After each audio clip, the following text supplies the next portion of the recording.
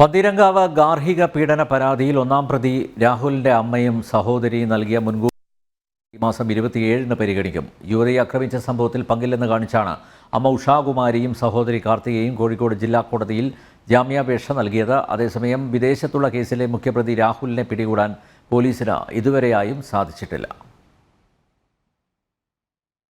പന്തീരങ്കാവ് ഗാർഹിക പീഡന കേസിലെ 2ഉം 3ഉം പ്രതികളായ ഉഷാകുമാരിയും കാർത്തികയുമാണ് യുവതിയെ ആക്രമിച്ച സംഭവത്തിൽ പങ്കില്ലെന്ന് കാണിച്ച് കോഴിക്കോട് ജില്ലാ കോടതിയിൽ ജാമ്യാപേക്ഷ നൽകിയത്. തുടർന്ന് കോടതി ഈ മാസം 27-ലേക്ക് ജാമ്യാപേക്ഷ മാറ്റുകയായിരുന്നു.